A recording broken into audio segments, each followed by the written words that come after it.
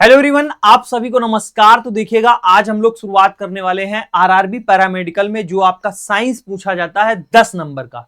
Most important है आप सभी के लिए, क्योंकि आप सभी लोग जानते हैं, चाहे वो आप आरआरबी के किसी भी एग्जाम में बैठ रहे हो, चाहे वो एक्सरे का हो, ओटी का हो, ईसीजी का हो, लैब टेक्नीशियन का हो, नर्सिंग का हो, सभी में आप देखते हो जो आपकी साइंस है उससे 10 नंबर का आपका जो है साइंस पूछा जाता है। बेसिक क्वेश्चन आपके आते हैं, रिपीटेड क्वेश्चन आते हैं, और यहां जो हम लोग शुरुआत कर रहे हैं, ये सीरीज हमारी होने वाली है साइंस की, जिसमें हम लोग डिस्कस करेंगे आपके प्रीवियस ईयर क्वेश्चन। आप यहां पर देख सकते हो सारे के सारे प्रीवियस ईयर क्वेश्चंस हैं। उसके साथ साथ यहां पर देखोगे उसका क्या है, एक्सप्लेनेशन है थ्योरी फॉर्मेट में। तो यानी यहां से आपकी दो चीजें कवर हो जाएंगी। एक तो आपका क्या है, जो प्रीवियस ईयर क्वेश्चन है वो कवर होंगे, उसके साथ साथ आपकी जो थ्योरी है उस क्वेश्चन से रिलेटेड सारी की सारी यहां पर हम लोग कवर कर लेंगे। और इस तरीके से इस इंटरेक्टिव वे में आपकी यहां पर क्लास चलने वाली है। आप यहां पर देख सकते हो साथ में जो क्वेश्चन है आपका दिया रहेगा, उसके साथ साथ यहां पर लिखा रहेगा कि ये क्वेश्चन किस एग्जाम में कब का पूछा गया है। तो बहुत ही बेहतरीन तरीके का ये क्वालिटी कंटेंट आपको यहां पर मिलेगा, जिससे आपके साइंस में जो है, अगर इससे रिगार्डिंग कोई भी क्वेश्चन बनता है, आपके सारे के सारे क्वेश्चन फंसेंगे। तो चलिए इस क्लास की शुरुआत करते हैं। मेरा नाम है मनीष भाई पटेल, आप सभी का स्वागत करता हूं इस यूट्यूब चैनल एजुकेशन मसाला पर। मेरे भाई जो चैनल पर नए हैं वो सब्सक्राइब कर लीजिएगा, क्योंकि पैरामेडिकल के लिए यहां पर आपको नॉन टेक्निकल सेक्शन बहुत ही बेहतरीन और शानदार तरीके से कवर कराया जाएगा। तो चलिए शुरुआत करते हैं पहले क्वेश्चन से। देखिएगा, पहला क्वेश्चन हम यहां पर देख रहे हैं। उससे पहले एक चीज और आपको बता दें, कई सारे लोगों को यह कहना होगा कि हिंदी में कर दीजिएगा। यहां पर जो कंटेंट मिलेगा वो आपको हिंदी और इंग्लिश दोनों में मिलेगा। आप यहां पर देख सकते हो सारी चीजें हम आपको हिंदी और इंग्लिश में समझाएंगे। बस धैर्य बनाकर चलिएगा। क्वालिटी कंटेंट सही जगह पर आप यहां पर आ चुके हैं और चीजें आपको मिलेंगी। सुनिए ध्यान से, ठीक है। क्वेश्चन लिखा है, विच of the following is not, इनमें से नहीं। आगे लिखा है, करेक्ट रिगार्डिंग द साइटोप्लाज्म। इनमें से हमसे पूछ रहे हैं जो साइटोप्लाज्म होता है, कौन सी बात इसमें से सही नहीं लिखी है। किसके रिगार्डिंग? साइटोप्लाज्म के रिगार्डिंग। अब ये साइटोप्लाज्म क्या होता है, जब भी हम लोग जो है सेल वाला चैप्टर पढ़ते हैं, सेल वाला चैप्टर पढ़ते हैं, तो यहां से एक बात ध्यान रखिएगा, सेल वाला जब चैप्टर पढ़ेंगे, कोशिका वाला, तो यूनिट ऑफ लाइफ क्या थी? यूनिट ऑफ लाइफ की जब बात करेंगे तो वो क्या थी? Unit of life. यानी हमारा जो शरीर है वो किससे मिलकर बना था? छोटी छोटी कोशिकाओं से मिलकर बना है, ठीक है। तो यूनिट ऑफ लाइफ क्या होता है? यूनिट ऑफ लाइफ होगा हमारा सेल। यूनिट ऑफ लाइफ क्या है? यूनिट ऑफ लाइफ है हमारा सेल। दूसरा एक क्वेश्चन ये पूछा जा सकता है कि study of cell, study of cell इसको क्या कहते हैं? तो स्टडी ऑफ सेल को बोला जाता है साइटोलॉजी। बहुत ही बेसिक से उठाऊंगा एक एक चीजों को, एक एक चीज यहां पर आपकी कवर कराऊंगा। दो चीज यहां से आपने समझी कि यूनिट ऑफ लाइफ क्या है? सेल है, और स्टडी ऑफ सेल को क्या बोलते हैं? साइटोलॉजी बोलते हैं। अब देखिएगा, अब साइटोलॉजी तो पता चल गया, साइटोप्लाज्म लिखा है, साइटोप्लाज्म लिखा है, यानी एक जो हमारी सेल होती है, क्या है? एक जो हमारी सेल होती है, और सेल के अंदर जो द्रव्य भरा होता है, सेल के अंदर जो द्रव्य होता है उसको हम लोग क्या बोलते हैं? उसको हम लोग साइटोप्लाज्म बोलते हैं। क्या बोलते हैं? साइटोप्लाज्म बोलते हैं। क्या बोला जाता है? साइटोप्लाज्म बोला जाता है। अब मेरे भाई आओ देखो, यहां से समझो, ये हमारी सेल है, कोशिका है, 3D स्ट्रक्चर बना हुआ है। आप यहां पर देख सकते हो जो सेल है, ये सेल के अंदर ये आपको गोल गोल तरीके से ये जो चीज दिख रही है आपको, इसको बोलते हैं, इस वाले पार्ट को न्यूक्लियस। क्या बोला जाता है? न्यूक्लियस बोला जाता है। और न्यूक्लियस की चारों ओर जो मेम्ब्रेन होती है उसको क्या बोलते हैं? उसको बोलते हैं न्यूक्लियर मेम्ब्रेन। क्या बोलते हैं? न्यूक्लियर मेम्ब्रेन बोलते हैं, ठीक है। उसके बाद में न्यूक्लियोप्लाज्म, क्या लिखा हुआ है? न्यूक्लियोप्लाज्म। न्यूक्लियस के अंदर जो द्रव्य भरा है, न्यूक्लियस के अंदर जो द्रव्य भरा है उसको बोला जाता है न्यूक्लियोप्लाज्म, ठीक है। साइटोप्लाज्म उसको बोलते हैं जो न्यूक्लियस के बाहर, न्यूक्लियस के बाहर जो द्रव्य है उसको क्या बोला जाता है? उसको बोला जाता है साइटोप्लाज्म। उसको क्या बोलते हैं? उसको बोलते हैं मेरे भाई साइटोप्लाज्म। फिर उसके बाद में ये आपका सेल ऑर्गेनेल है, माइटोकॉन्ड्रिया। माइटोकॉन्ड्रिया को क्या बोलते हैं? Power house of the cell. जो जहां से हमें क्या मिलती है? एनर्जी प्रोवाइड करता है। Power house of the cell किसको बोलते हैं? आपके माइटोकॉन्ड्रिया को बोला जाता है।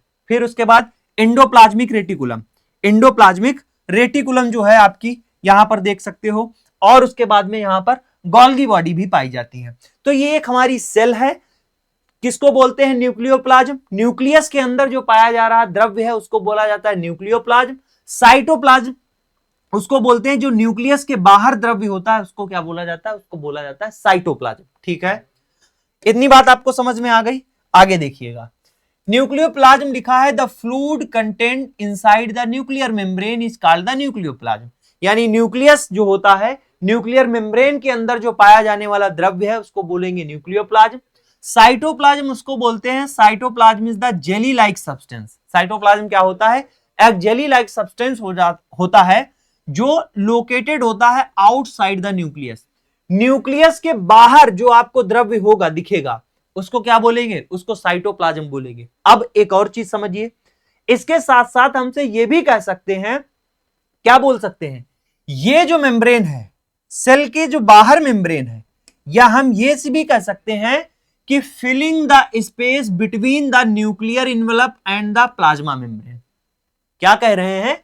जो हमारा न्यूक्लियर मेम्ब्रेन है और जो हमारी प्लाज्मा मेम्ब्रेन है, न्यूक्लियर मेम्ब्रेन और प्लाज्मा मेम्ब्रेन के बीच में पाए जाने वाले द्रव्य को, स्पेस को भरने के लिए जो यहां पर द्रव्य होता है उसको क्या बोलते हैं? उसको साइटोप्लाज्म बोलते हैं। दो तरीके से बोल पा रहे हैं, ठीक है, इस चीज को समझना। आगे लिखा हुआ है ऑर्गेनिल इन साइटोप्लाज्म। ऑर्गेनिल का मतलब होता है कोशिकांग। कोशिका के अंदर पाए जाने वाले अंग को क्या बोला जाता है? कोशिकांग बोला जाता है। जैसे हमारी माइटोकॉन्ड्रिया हो गई, एंडोप्लाज्मिक रेटिकुलम हो गया, गोल्गी बॉडीज हो गई, ये सारे के सारे क्या होते हैं? कोशिकांग होते हैं। कंपोजिशन ऑफ साइटोप्लाज्म, तो हमारा साइटोप्लाज्म किससे मिलकर बना होता है? साइटोप्लाज्म में जो है हमारा is mainly composed of water, dissolve salt, protein and carbohydrate. इन चीजों से मिलकर हमारा साइटोप्लाज्म बना हुआ होता है। साइटोप्लाज्म का हमसे अगर फंक्शन पूछ ले, यानी कार्य पूछ ले, तो क्या होता है? साइटोप्लाज्म एक्ट करता है as a medium houses that support and the contain the cell organelle. ये क्या प्रोवाइड करता है? जो हमारे सेल ऑर्गेनेल है, साइटोस्केलेटन का काम करता है, सेल ऑर्गेनेल को क्या करता है? सपोर्ट प्रोवाइड करता है। तो यहां से मेरे भाई इतनी चीजें अगर आप समझ गए हैं तो आइए एक एक ऑप्शन को पढ़ते हैं। लिखा है the cell organelle are enclosed by the membrane. Cell organelle are enclosed by the membrane. दूसरी बात लिखी है कि जो साइटोप्लाज्म होता है वो कंपोज्ड यानी बना हुआ होता है किसका? वाटर का, साल्ट का and the various organic molecule. अभी मैंने आपको बताया वाटर भी होता है, साल्ट भी होता है, कई सारे ऑर्गेनिक मॉलिक्यूल्स भी होते हैं। तो यानी ये बात सही लिखी हुई है। दूसरा लिखा है साइटोप्लाज्म जो होता है ये fluid content inside the nuclear membrane. बिल्कुल गलत बात लिखी हुई है कि साइटोप्लाज्म जो होता है fluid content inside the nuclear membrane. Nuclear membrane के अंदर जो फ्लूइड होता है उसको बोलते हैं न्यूक्लियोप्लाज्म। तो यहां से सी ऑप्शन आपका क्या हो जाएगा? गलत हो जाएगा। फिर आगे लिखा है the cytoplasm contain all the cell organelle. हाँ, साइटोप्लाज्म में हमारे सेल ऑर्गेनेल सारे के सारे होते हैं। ठीक, तो डी ऑप्शन भी आपका राइट है, ए ऑप्शन भी आपका राइट है। यानी ये साइटोप्लाज्म के लिए बात सही लिखी है, और जो गलत है वही हमसे पूछा गया था, वही आपका क्या है? वही आपका सही है। ठीक है, जो गलत है वही आपका सही है। समझ पाए बात? आगे बढ़ जाऊं? ठीक है, सही ऑप्शन को हटा दें ताकि आपको समझने में कोई दिक्कत ना हो। ठीक है, इतनी बात आपको समझ में आ गई। आगे बढ़ता हूं, अगले क्वेश्चन की ओर चलिएगा। क्वेश्चन लिखा है the focal length of concave mirror. क्या लिखा हुआ है? ये आपका फिजिक्स से क्वेश्चन आ गया और बेसिक क्वेश्चन। बेसिक क्वेश्चन ही आपसे बार बार रिपीट होंगे, बस कहीं पर इनकी वैल्यू बदल जाएगी, कॉन्सेप्ट थोड़ा सा बदलेगा, सब कुछ सेम रहेगा। सुनिएगा क्या लिखा है। फोकल लेंथ लिखी है of a concave mirror is 20 centimetre. समझते हैं। अब फोकल लेंथ को एफ से डिनोट करते हैं। एफ बराबर क्या लिखा हुआ है? 20 सेंटीमीटर, यही लिखा है। अभी आगे और भी चीज समझनी रहेगी, बस केवल हम डिनोट करना आपको सिखा रहे हैं। फिर आगे लिखा है object is placed at a distance of 30 centimetre. Object को जो है प्लेस किया गया है, u बराबर कितना दिया हुआ है? 30 सेंटीमीटर प्लेस कर रहे हैं। ठीक है, फिर in front of it what is the image distance. तो इमेज डिस्टेंस के लिए, इमेज के लिए v से डिनोट करते हैं और इमेज की डिस्टेंस हमसे पूछी है। ठीक है, इतनी बात आपको समझ में आ रही कि नहीं आ रही? इतनी बात आपको समझ में आनी चाहिए कि एफ क्या होता है, एफ फोकल लेंथ होता है, यू आपका क्या होता है, यू आपका मेरे भाई ऑब्जेक्ट होता है, ठीक है, और वी आपकी क्या होता है, वी आपका जो है इमेज होता है। ये बात हमने यहां पर लिख दी। अब देखो जो फोकल लेंथ लिख रहा है उसके आगे 20 सेंटीमीटर लिखा है तो हमें यहां माइनस लगाना है, यू के आगे भी माइनस लगाना है। अब आप कहोगे ये माइनस क्यों आपने कर दिया? अगर ये चीज आप नहीं जानते हैं, ये चीज आप नहीं जानते हैं तो आगे आंसर आपका 100% गलत आएगा। और एग्जामिनर भी आप जानता है कि गलती आप यहां करोगे तो आप ऑप्शन में देखो यहां पर -30 लिखा है, यहां पर -60 लिखा है और इधर प्लस में भी वैल्यू रखी है, तो दोनों तरफ भी वैल्यू भी उसने रख रखी है ताकि आप फंसो, ठीक है। तो इतनी बात आपको समझ में आ रही होगी, क्योंकि तो यहां से ये चीज आपको जाननी पड़ेगी, ठीक है, ये आपके लिए इंपॉर्टेंट है। तो समझिए, अब देखो ये क्या है हमारा कॉनकेव मिरर, क्या है हमारा कॉनकेव मिरर है, हम कॉनकेव मिरर बना रहे हैं। कॉनकेव मिरर ये हो गया, ठीक है, ये हमारा एक्स एक्सिस हो गया, ठीक। आगे देखिए, इसको हमने क्या मान लिया, ग्राफ मानते, इसको हमने 0 मान लिया, ये हमारा वाई एक्सिस हो गया, ठीक है। अब हमें राइट और लेफ्ट जानना पड़ेगा, राइट किधर है और लेफ्ट किधर है। देखो ये हमारा क्या है, ये हमारा लेफ्ट है और ये हमारा क्या है, ये हमारा राइट है। राइट साइड जो भी चीजें रहेंगी, राइट साइड जो भी इमेज ऑब्जेक्ट जो भी आप कर पाओगे, मतलब जो इधर का डेटा रहेगा इस वाले एक्सेस से इधर का जो डेटा रहेगा वो सब किस में आएगा, वो प्लस में आएगा, और जो इधर का डेटा रहेगा वो किस में आएगा, वो आपका माइनस में लिखा जाएगा। किस में लिखा जाएगा, माइनस में लिखा जाएगा। अगर इतनी बात आप समझ गए, समझो आपका काम हो गया, ठीक है। मैंने क्या बताया, ये एक्स एक्सिस है, ये वाई एक्सिस है, जितनी वैल्यू इधर आएंगी वो माइनस में होंगी, जितनी इधर होंगी वो प्लस में होंगी। अब ये जब आप क्वेश्चन सॉल्व करते जाओगे तो ये चीजें आपको समझ में आने लगेंगी अपने आप से। क्या लिखा है, कॉनकेव मिरर लिखा है, मैंने आपको बताया। फोकल लेंथ कह रहे हैं कितनी, 20 सेंटीमीटर। फोकल लेंथ कितनी है, 20 सेंटीमीटर है। ऑब्जेक्ट को प्लेस किया गया है 30 सेंटीमीटर। अगर हम यहां पर ऑब्जेक्ट रखते हैं, ऑब्जेक्ट से आप जानते हो यहां से रेज चलेंगी, किरणें ऐसे आ जाएंगी, तो जहां पर काट रही होंगी ये क्या हो गया, ये फोकस हो गया आपका, ठीक है। ये आपका क्या हो गया, यू हो गया। अब आप देख रहे हो यू भी इधर है, एफ भी इधर है, तो दोनों क्या रखे जाएंगे, इनकी वैल्यू इधर क्या हो जाएगी, माइनस रखी जाएगी। तो इतनी बात आपको समझ में आई, क्यों माइनस रख रहा हूं, क्यों, बात समझ गए। यही मोस्ट इंपॉर्टेंट आपको समझना है, ठीक है। अब ये फार्मूला से आप आगे इसको चीज को आराम से कर लोगे, आपको फार्मूला पता है, आप आराम से आंसर निकाल लोगे। कहां पे आप गलती करोगे वो चीज, हमारा उद्देश्य यही है आपको बताने का कि भाई तुम गलती कहां पे कर रहे हो। इस चीज को अगर सीख गए, समझो आपका काम हो गया। आइए समझते हैं आगे और भी बेहतरीन तरीके से। यहां पर देखिएगा, देखिए पीछे मैंने आपको सारी चीजें बताई, दिए यहां पर देखिएगा। देखो टाइप ऑफ मिरर कैसा है, अवतल दर्पण है, ठीक है, कॉनकेव मिरर है आपका। कॉनकेव मिरर में जो आपकी फोकल लेंथ है, जो आपकी फोकल लेंथ है वो अवतल दर्पण में ऋणात्मक होती है। एफ बराबर क्या मानेंगे, -20 लिखा हुआ है। वस्तु दूरी पूछी जा रही है हमसे। अब वस्तु दूरी की बात आएगी तो यहां पर ऑब्जेक्ट डिस्टेंस आप देख रहे हो, तो दर्पण के सामने बाएं रखी जा रही है, तो यू क्या होगा आपका, यू आपका क्या होगा, ऋणात्मक होगा। देखो ये ऑब्जेक्ट था, इस ऑब्जेक्ट से एक रेज चली, यहां पर से आ गई, दूसरी ऑब्जेक्ट रेज जाएगी, टकराएगी, वापस चली जाएगी, तो जहां पर ये काट रही है ये क्या है, ये इसका फोकल लेंथ है, और ये हमारा क्या रखा है, ये हमारा ऑब्जेक्ट रखा है यू। तो दोनों ही कहां पर है, दोनों ही किधर है, दोनों ही हमारे किस साइड है, दोनों ही हमारे लेफ्ट साइड है। तो ये दोनों क्या होंगे, माइनस में डिनोट किए जाएंगे। इतनी बात अगर आपको समझ में आ गई, पूरा का पूरा आंसर आप अपने आप निकाल दोगे। इतनी बात समझी। फिर हमें क्या करना था, हमें प्रतिबिंब की दूरी निकालनी थी, इमेज की डिस्टेंस निकालनी थी v। तो एक फार्मूला होता है, फार्मूला क्या होता है, 1/f बराबर 1/v प्लस 1/u। क्या होता है, 1/f बराबर 1/v प्लस 1/u। इतना याद करना है आपको। तो अब यहां पर देखिएगा, यहां पर आप देखोगे f कितना हमें दे रखा था, f दे रखा था -20, हमने रखा 1/-20। हमें क्या है, इमेज की दूरी निकालना है, तो 1/va रख दिया, और उसके बाद में u कितना दिया था हमें, जो है जो आपका ऑब्जेक्ट था उसकी डिस्टेंस दे रखी थी कितनी, 30 दे रखी थी, तो ये हमने यहां पर रख लिया -30, ठीक है। अब इसको फार्मूले में लगाते हैं, 1/v हम जो है इधर लेकर आते हैं, यहां पर है 1/-20, यानी 1/-20, और फिर इधर आप देख रहे हो ये किधर चल के आ गया, ये इधर आ गया, और ये आपका हो गया -1/-30। ठीक है, इतनी चीज अगर आपको समझ में आ रही है, केवल यहां पर आपको क्या सीखना है, केवल आपको यहां पर माइनस और प्लस ही सीखना है, आंसर आपका ऑटोमेटिक आएगा। अगर ये फार्मूला आप सही लगाते हो, आप जो है चिन्ह सही लगाते हो, बस वहीं आपको गलती नहीं करनी है। मैंने आपको क्या बताया, देखो 1/1/v जो है ये मान लो इधर ही रखा हुआ है, तो यहां पर 1/20 है, ठीक, -1/20 है। अब हम इसको उठाकर इधर ला रहे हैं, अगर हम इसको उठाकर इधर लाएंगे तो माइनस चिन्ह हो जाएगा, प्लस लगा हुआ है तो माइनस हो जाएगा, और ये जो माइनस लगा रहेगा 1/30। ठीक, इतनी बात आपको समझ में आई कि नहीं? अब आगे देखो, माइनस माइनस क्या हो जाएगा, प्लस हो जाएगा, और ये माइनस माइनस आप आगे देख रहे हो क्या हो गया, प्लस हो गया। अगर इतना आप कर ले जाओगे तो यहां से आपका क्वेश्चन क्या हो जाएगा, एकदम करेक्ट जाएगा, आगे आंसर बढ़िया से सही आप कर ले जाओगे। तो 1/v ये हो गया। अब इसके बाद में 20 और 30 का क्या करोगे, एलसीएम लोगे, लासा लोगे। एलसीएम 20 और 30 का कितना होता है, 60 होगा। ठीक है, 20 और 30 का एलसीएम कितना होगा, 60 होगा। जब 20 का भाग 60 से करोगे तो कितना आएगा, 3 आएगा, तो -3 ऊपर रखा है।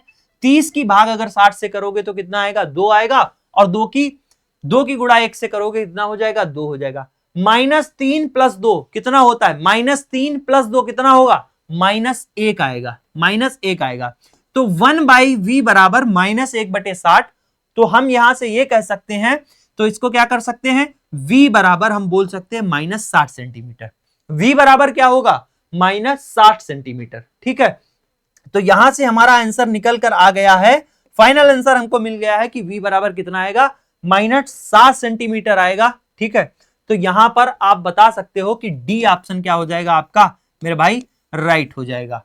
तो हम यहां से ये कह सकते हैं कि what is the image distance, image की डिस्टेंस कितनी होगी, इमेज की डिस्टेंस होगी -60 सेंटीमीटर। अगर इतनी बात आपको मेरे भाई समझ में आ जाती है तो काम बन जाएगा। एक तो पहले माइनस प्लस, ठीक है, कि f बराबर u बराबर प्लस रखना है कि माइनस रखना है, इतना आपको देखना है। और दूसरी बात, जब यहां पर आप चीजों को रखेंगे, इधर उधर ले जाएंगे, तो उस चीज को ध्यान में रखना है। ठीक है, आगे बढ़ते हैं। क्वेश्चन है आपका, the atomic number of an element 11। हमसे पूछ रहे हैं कि एटॉमिक नंबर है एक एलिमेंट का, उसका एटॉमिक नंबर क्या है, 11 है। Based on this information which of the following option is correct.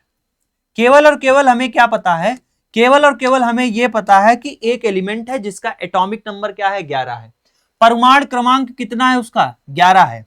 तो 11 परमाणु क्रमांक किसका होता है, 11 परमाणु क्रमांक होता है किसका, सोडियम का। किसका होता है, सोडियम का होता है। जब आप पीरियोडिक टेबल देखेंगे तो आप जब देखते हो तो ऐसे याद करते हो, हे ली ना, करे रब से फरियाद। ठीक, तो यहां पर ये आता है सोडियम। सोडियम का एटॉमिक नंबर कितना होता है, 11 होता है। अब सोडियम के बारे में यहां पर बातें लिखी गई, कौन सी करेक्ट है, कौन सी सही है, कौन सी गलत है, हमें यह बतानी है। पहले नंबर पे आते हैं, क्या लिखा हुआ है, पहला लिखा है it's the noble gas with a complete outer most shell. ठीक, क्या लिख रहे हैं कि आउटर मोस्ट जो उसकी सेल है वो कंप्लीट होती है और नोबल गैस है। अब भैया सोडियम आप जानते हो, तो सोडियम कैसा क्या होता है, सोडियम आपका एल्कलाई मेटल है। ठीक है, एल्कलाई मेटल है, तो ये नोबल गैस तो है नहीं। ठीक, नोबल गैस कौन सी आपकी होती है, हीलियम हो गया, नियान हो गया, आर्गन हो गया, ये क्या है, ये आपकी नोबल गैसेस हैं। ठीक है, और कंप्लीट आउटर मोस्ट सेल, इनकी जो सेल होती है वो आउटर मोस्ट जो सेल होती है वो कैसी होती है, कंप्लीट होती है। अब इसकी आउटर मोस्ट सेल की बात करोगे, जब इसका इलेक्ट्रॉनिक विन्यास करोगे 2,8,1, ठीक, तो आउटर मोस्ट सेल में तो इसके क्या है, एक इलेक्ट्रॉन है, तो ये तो आउटर मोस्ट सेल इसकी कंप्लीट तो है नहीं। ठीक है, तो यहां से ए ऑप्शन क्या हो जाएगा, गलत हो जाएगा। दूसरा लिखा है it readily loses a 1 electron to form a positive ion. अब ये तो बात हमें समझ में आनी चाहिए, क्या समझ में आनी चाहिए, ये अपने आप को स्टेबल करने के लिए, हर कोई व्यक्ति अपने को क्या करना चाहता है, स्टेबल करना चाहता है।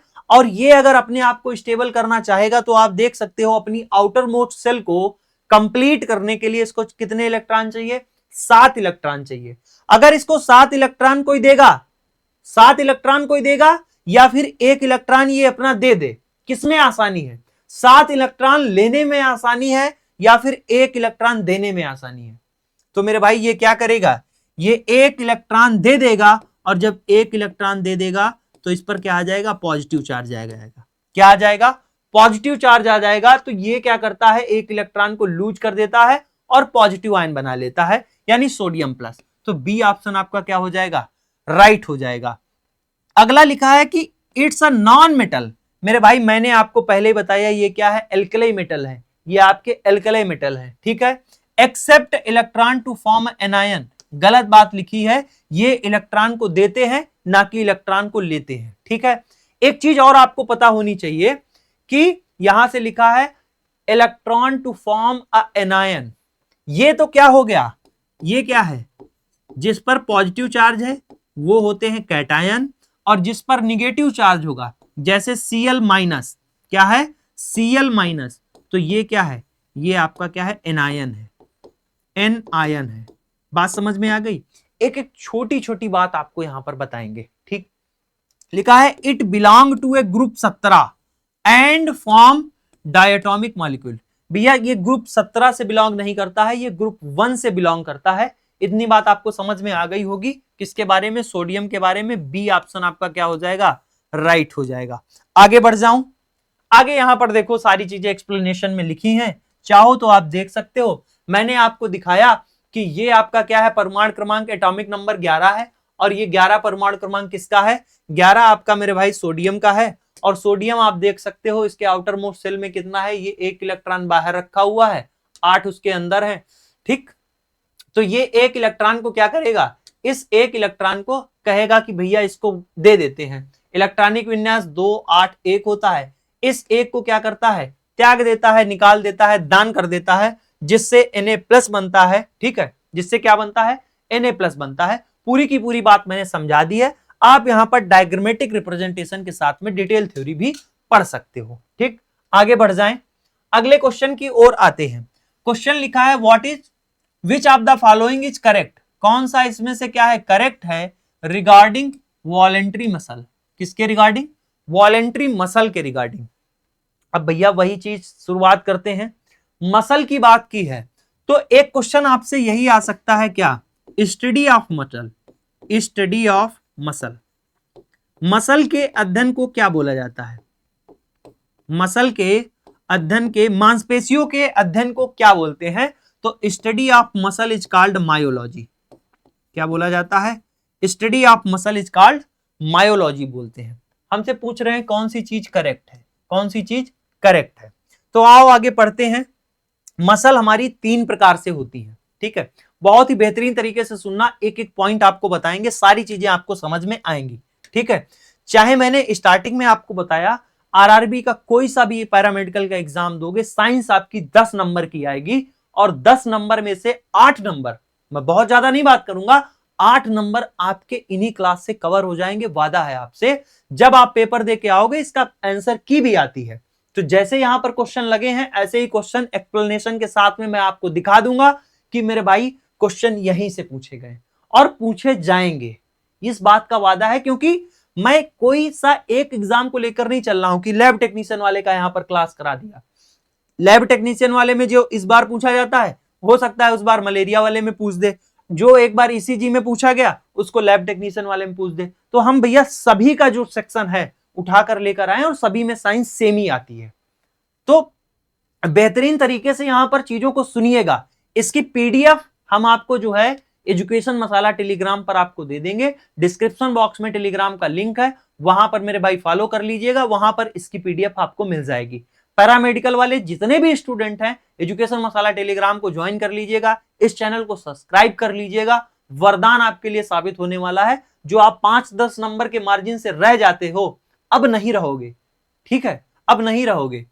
देखो मसल जो है आपकी, एक होती है स्केलेटन मसल, दूसरी होती है स्मूथ मसल, और तीसरी होती है आपकी कार्डियक मसल। नाम से ही पता चल रहा है स्केलेटल मसल, यानी जो हमारा स्केलेटन सिस्टम है, स्केलेटल सिस्टम है उसके ऊपर जो मसल पाई जाएंगी वो कौन सी होंगी, स्केलेटल मसल होंगी। यहां पर आप देख सकते हो ये स्केलेटल यानी हमारा क्या बना हुआ, हाथ बना हुआ है, और ये मसल जो आपको दिख रही है ये कौन सी है, स्केलेटन मसल है, ठीक है। दूसरी स्मूथ मसल, कैसी लिखी हुई है, स्मूथ मसल। ये जो स्मूथ मसल होती हैं ये हमारी जो हमारे विसरा होते हैं, ये कौन से होते हैं? स्मूथ मसल को विसरल मसल भी बोलते हैं। ये जो हमारे ऑर्गन होते हैं, जो हमारे इंटरनल ऑर्गन होते हैं, उसमें जो मसल पाई जाती है उनको वो क्या बोलते हैं? उनको बोलते हैं स्मूथ मसल। तीसरी आती है कार्डियक मसल। अब नाम से ही पता चल रहा होगा, स्टडी ऑफ कार्डिया, यानी हार्ट की स्टडी को क्या बोलते थे? ठीक है, और हार्ट की स्टडी के डॉक्टर को क्या बोलते थे? कार्डियोलॉजिस्ट बोलते थे, कार्डियोलॉजी बोला जाता था। ठीक है, तो कार्डियक मसल यानी जो हमारे हार्ट जिन मसल से मिलकर बना होगा, जिन मसल से मिलकर हमारा हार्ट बना होगा, वो कौन सी मसल होंगी? वो होंगी कार्डियक मसल। 3 प्रकार की मसल हो गई। अब एक क्वेश्चन आपसे आएगा, कौन सी वॉलेंट्री होती है, कौन सी इनवॉलेंट्री होती है, यानी कौन सी ऐच्छिक पेशियां होती हैं, कौन सी अनैच्छिक पेशियां होती हैं। ऐच्छिक पेशियां की बात करें तो यानी जो आपकी इच्छा अनुसार काम करें। आप इन मसल को क्या कर पा रहे हो? अपनी इच्छा अनुसार जो है, चाह रहे हो तो मुड़ रही हैं, चाह रहे हो तो रिलैक्स हो रही हैं। ठीक, तो कौन सी मसल है? ये आपकी स्केलेटन मसल है। तो ये हमारी वॉलेंट्री होती है, यानी ऐच्छिक होती हैं। वॉलेंट्री होती हैं, ऐच्छिक होती हैं, इच्छा अनुसार काम करती हैं। ठीक है, अगली बात आती है स्मूथ मसल। पेट है आपका, ये तो पेट है। अब पेट में है, आप सोच रहे हो, आपने अपने दिमाग से कहा, मस्तिष्क के, जरा पेट इसकी जो है मसल कॉन्ट्रैक्ट करा दीजिए। क्या आपकी मसल कॉन्ट्रैक्ट कर पा रही है? पेट में आपकी स्मूथ मसल जो है वो कॉन्ट्रैक्ट करवा पा रही है? नहीं करवा पा रही ना, तो ये इनवॉलेंट्री है, अनैच्छिक है। आपकी इच्छा अनुसार काम नहीं होगा, यहां पर आपकी इच्छा अनुसार काम नहीं होगा। अब आप जरा हार्ट की मसल से कहो, जैसे हम इसको यहां पर किए थे, हमने इस हाथ को मोड़ दिया, यानी मसल से बोला कि कॉन्ट्रैक्ट कर जाओ, वो कॉन्ट्रैक्ट कर गई। हम कह रहे हैं रिलैक्स हो जाओ, रिलैक्स हो गई। हार्ट की मसल से आप बोलकर देखो, बहुत देर से चल रहे हो, जीवन जब से पैदा हुए चल रहे हो, थोड़ा सा आराम कर लो, रुक जाओ, रोक के देखो। आप सांस लेना बंद कर सकते हो, लेकिन दिल आपका धड़कता रहेगा। ये भी कैसी है? ये आपकी अनैच्छिक है। ठीक है, तो ये भी आपकी कैसी है? अनैच्छिक मसल है। ठीक, वॉलेंट्री और इनवॉलेंट्री समझ गए। केवल और केवल आपकी इच्छा अनुसार काम करने वाली कौन सी होती है? आपकी स्केलेटन मसल होती है। ठीक, अब इसके बाद में देखो क्वेश्चन क्या पूछे गए हैं। क्वेश्चन इससे भी और एक लेवल बढ़िया आया है। क्या आया है? यहां पर देखो, ये जब मसल को आप देखते हो तो यहां पर ऐसे ऐसे धारियां पाई जा रही हैं। क्या पाई जा रही हैं? धारियां पाई जा रही हैं।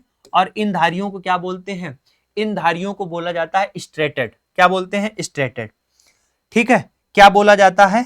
Unbranch, strongly striated. ठीक, ये लिखा हुआ है। यानी इनमें क्या होती हैं? धारियां पाई जाती हैं, स्ट्रेटेड होती हैं। दूसरे नंबर पे आओ, यहां पर देखो कहीं ऐसे ऐसे धारियां पाई जा रही हैं, आपको दिख रही हैं? नहीं दिखेंगी।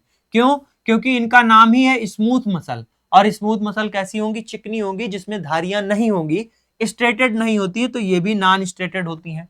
आगे देखो, इसमें आपको धारियां दिख रही हैं ऐसे ऐसे। ठीक, हार्ट मसल में आपको धारियां दिख रही हैं, तो ये क्या होती हैं? स्ट्रेटेड होती हैं, बहुत फेंट होती हैं, बहुत हल्की होती हैं। ठीक है, बहुत हल्की होती हैं, ये भी ध्यान रखना, बहुत हल्की होती हैं। एक बात हो गई। दूसरी बात देखो, ये क्या लिखा हुआ? Long cylindrical fibre. इसमें लंबे और सिलेंड्रिकल फाइबर होते हैं। किसमें? स्केलेटन मसल में। इसमें क्या होते हैं? स्पिंडल शेप होते हैं, ऐसे, इस तरीके से स्पिंडल शेप होते हैं। मसल फाइबर स्पिंडल शेप होते हैं। और इसमें कैसे थे? सिलेंड्रिकल फॉर्म में थे। ठीक है, उसके बाद में आते हैं शॉर्ट सिलेंड्रिकल फाइबर। इसमें देखो कितने छोटे हैं, ऐसे ऐसे ऐसे होते हैं, ऐसे ऐसे होते हैं। इसमें 60 सिलेंड्रिकल फॉर्म में होते हैं। अब ये क्या होते हैं? ये अनब्रांच्ड होते हैं। इसमें ब्रांचिंग जो है वो अनब्रांच्ड होती है। आपकी स्मूथ मसल में अनब्रांच्ड होती है, लेकिन कार्डियक मसल में ब्रांचिंग नेटवर्क होता है। क्या होता है? ब्रांचिंग नेटवर्क होता है। ठीक है, इतनी बात आपसे जो है हर एग्जाम में पूछी जा सकती है। पाए कहां जाते हैं? मैंने आपको बता दिया, हार्ट की वॉल में आपकी जो है कार्डियक मसल पाई जाएंगी। जो विसरा आर्गन होंगे उनमें आपकी जो है स्मूथ मसल पाई जाएंगी। और जो आपकी बोन के साथ में अटैच जो आपका है, ठीक है, स्केलेटन के साथ में जो अटैच मसल है, वहां पर आपका स्केलेटन मसल पाया जाएगा। अब इसके अलावा भी एक चीज आपसे पूछी जाती है। क्या पूछी जाती है? कि ये जो होती हैं आपकी मसल्स, इनमें जो है ये मल्टी न्यूक्लिएटेड हैं विद द पेरिफेरल न्यूक्लियाई। इसमें क्या है? मल्टी न्यूक्लिएटेड होती हैं और पेरिफेरल परिध पर क्या होते हैं? न्यूक्लियाई पाए जाते हैं। यहां पर देखो ये यूनिन्यूक्लिएटेड है, सेंट्रल में न्यूक्लियाई होता है, इनके बीच में न्यूक्लियाई होता है। यहां पर यूजुअली 1 सेंट्रल न्यूक्लियस होता है, समटाइम 2 हो सकता है, यानी बीच में इनका एक न्यूक्लियस होता है, ठीक, सेंट्रल में होता है। तो इससे भी क्वेश्चन आपका आता है। तो इतनी चीज आपकी इंपॉर्टेंट है, एक तो वॉलेंट्री और इनवॉलेंट्री, दूसरा शेप कैसा होता है, लॉन्ग और सिलेंड्रिकल हो गया, तीसरा ये होता है न्यूक्लियस की बात आती है। ये 3 क्वेश्चन आपसे एग्जाम में पूछे जाते हैं मसल की जब भी बात आएगी, ठीक है। आ जाओ चलते हैं, ऑप्शन पढ़ते हैं। लिखा है the cell of this tissue cylindrical, branched and multi nucleated. देखो किसके बारे में पूछ रहा था, वॉलेंट्री मसल के बारे में पूछ रहा था। तो वॉलेंट्री मसल जो है हमारी कैसी होती है, सिलेंड्रिकल होती है, ठीक है। कैसी होती है, सिलेंड्रिकल होती है। यहां पर भी सिलेंड्रिकल है, यहां पर भी सिलेंड्रिकल है। ये आपका स्पिंडल दिया है, तो बी ऑप्शन तो आपका क्या हो जाएगा, कट जाएगा। आगे बढ़िए, क्वेश्चन करने का ये तरीका होता है, और मैं जो जितने लोग भी मुझसे पढ़ रहे हैं इस बात को समझते होंगे कि एलिमिनेशन मेथड क्या होता है, बेस्ट मेथड होता है, किस तरीके से क्वेश्चंस को हम सही ऑप्शन तक पहुंच सके। तो हमने शेप से पहले बात कर ली, सिलेंड्रिकल जो है हमारी स्मूथ मसल होती है। फिर आगे आ जाओ, सिलेंड्रिकल तो हो गई, उसके बाद में ब्रांच्ड होती है कि अनब्रांच्ड होती हैं।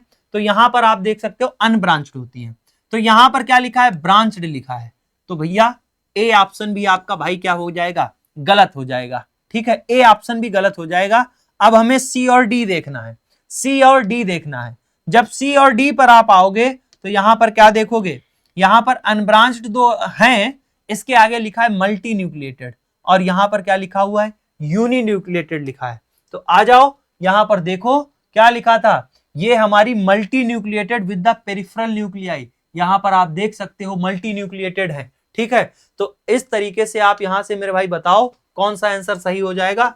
यहां पर यूनि न्यूक्लिएटेड लिखा है, डी ऑप्शन आपका गलत हो जाएगा, सी ऑप्शन आपका क्या हो जाएगा, राइट हो जाएगा। देखो एक एक चीज को बहुत ही बेसिक तरीके से आपको समझा रहे हैं, आपको बता रहे हैं, और एक एक क्वेश्चन को 2 से 3 बार रिपीट हो जा रहा है। तो आप यहां से समझिएगा, चीजें आपके दिमाग में अगर एक बार पढ़ लोगे और एक बार अगर आपने रिवाइज कर लिया तो ये चीजें आपके दिमाग में बैठ जाएंगी, ठीक है। आगे बढ़िएगा, क्वेश्चन की ओर चलते हैं। क्वेश्चन लिखा है एक रेफ्रिजरेटर है, यानी एक फ्रिज है, और rated 800 watt operate for the 24 hour day, ठीक है। क्या लिखा हुआ है, एक जो है 800 वाट का एक जो है रेफ्रिजरेटर है, यानी फ्रिज है, ठीक है। फ्रिज है, 24 घंटे के लिए जो है चलता है, ठीक है। 24 घंटे के लिए प्रचालित होता है, चलता है, और 30 दिनों तक 8 रुपए प्रति किलोवाट की दर से चलाने के लिए आवश्यक ऊर्जा की लागत कितनी होगी। देखो ये डेली लाइफ से रिलेटेड चीजें हैं, यानी हमसे कह रहे हैं कि एक फ्रिज है जो हमारी चलती है, 24 घंटे चलेगी, 800 वाट है, और हमसे कह रहे हैं 30 दिनों तक हमें चलाना है, 8 रुपए प्रति किलोवाट की दर से ये चलेगी। कितनी हमसे पूछ रहे हैं, आवश्यक ऊर्जा की लागत होगी, यानी कितना रुपए जो है हमको देना पड़ेगा, यानी बिल कितना आएगा। अब हमें बताना है, बेसिक चीज समझो, एकदम जीरो से बेसिक चीज समझो। सबसे पहले क्या दिया गया है, सबसे पहले क्वेश्चन में आपका दिया गया था क्या, सबसे पहले हमें दी गई थी पावर। 800 वाट की आपकी फ्रिज है, ठीक है।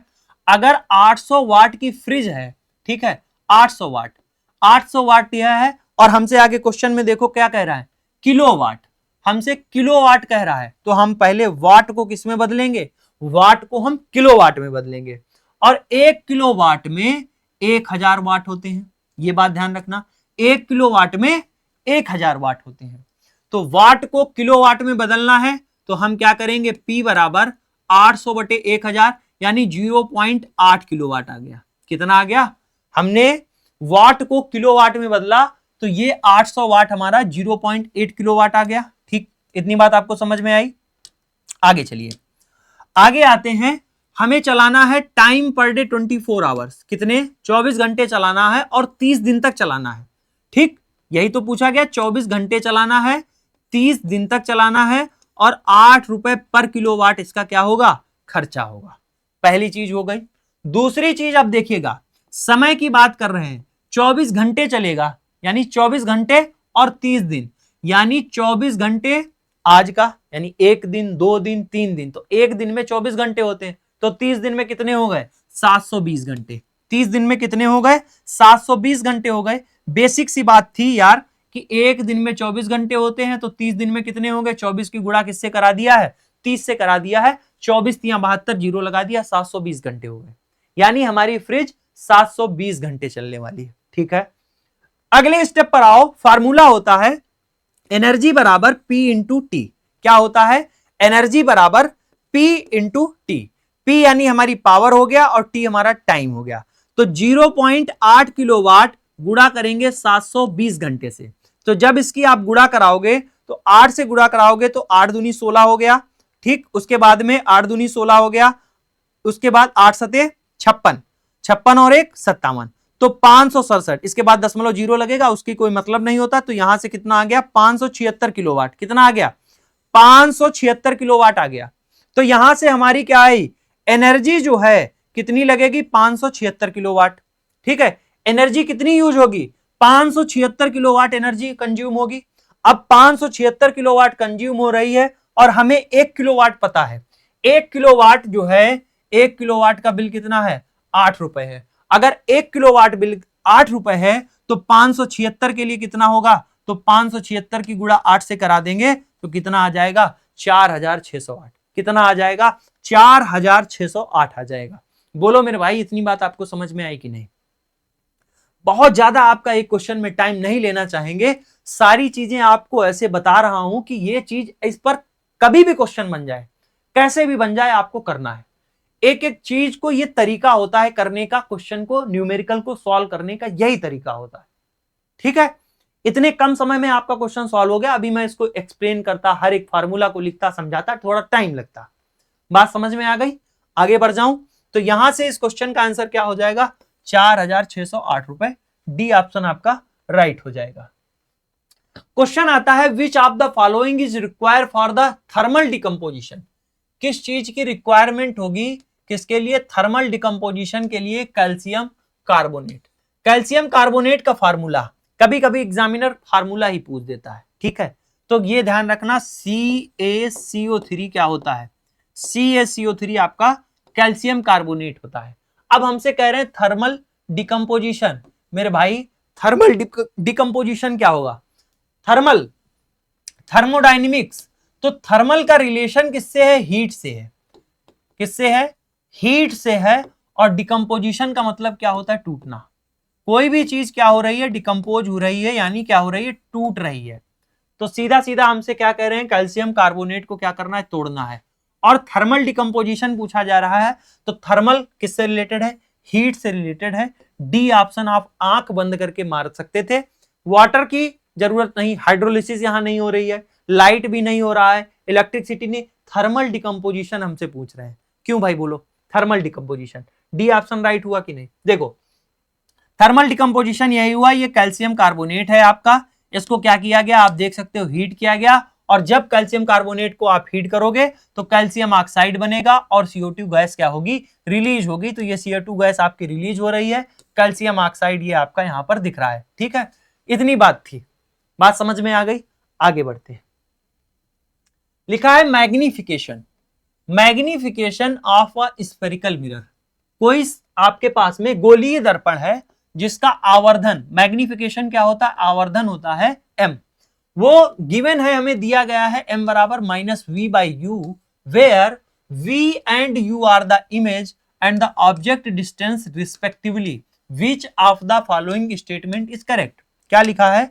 हमसे यह पूछा जा रहा है कि एक गोलीय दर्पण है जिसका आवर्धन m है, m बराबर -v/u द्वारा दिया जाता है। ये इसका फार्मूला है, m बराबर -v/u द्वारा दिया जाता है, जहां v और u क्रमशः प्रतिबिंब की दूरियां हैं। निम्नलिखित में कौन सा कथन सही है?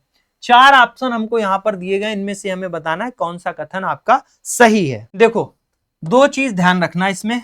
दो चीज ये ध्यान रखना, जो मैग्निफिकेशन है, आवर्धन है, मैग्निफिकेशन बराबर हाइट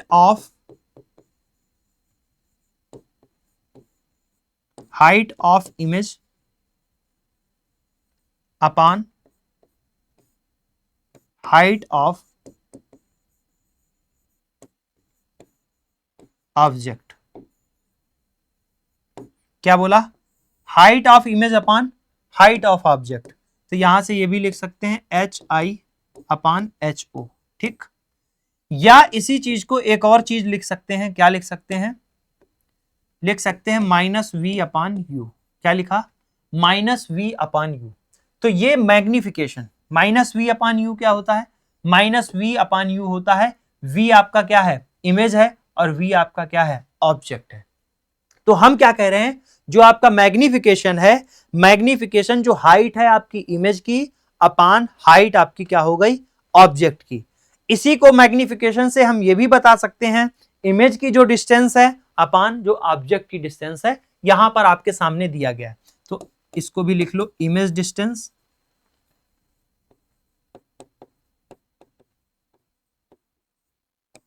अपान ऑब्जेक्ट डिस्टेंस।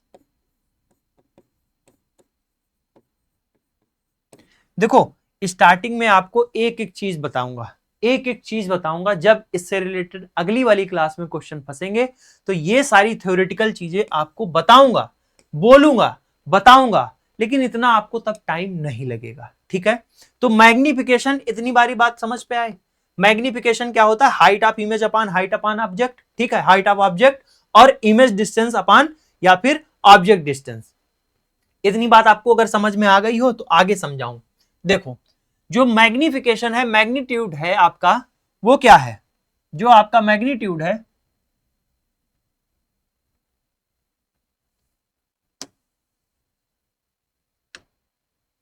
वो क्या है? देखो, यहां से समझिएगा, यहां से समझते हैं। m बराबर मैंने आपको स्टार्टिंग में ही बताया, ये आपका दिया हुआ है हाइट अपान हाइट जो है आपकी इमेज की, और हाइट आपकी क्या है? ऑब्जेक्ट की। या m बराबर -V/U, इमेज हाइट और अपान ऑब्जेक्ट हाइट। इतनी बात आपको समझ में आएगी। देखिएगा, यहां पर जो है, यहां पर क्या रखा हुआ है? हमारा ऑब्जेक्ट रखा है, तो ये ऑब्जेक्ट की हाइट हो गई, और यहां पर जो हमारी इमेज बनी है, ये इमेज की हाइट हो गई। तो यही क्या है? तो अगर जो m है आपका 1 से कम आता है, m क्या है? 1 से अगर कम आता है, तो यहां पर आप देख सकते हो ये ऑब्जेक्ट है, तो इमेज आपकी कैसी बन रही है? छोटी बन रही है। यानी ऑब्जेक्ट की अपेक्षा इमेज क्या बनेगी? छोटी बनेगी, ठीक है। ये कॉन्सेप्ट आपको ऐसे ही याद रखने हैं, बहुत ज्यादा आपको डिटेल में नहीं पढ़ना है, कॉन्सेप्ट आपको ऐसे याद रखने हैं।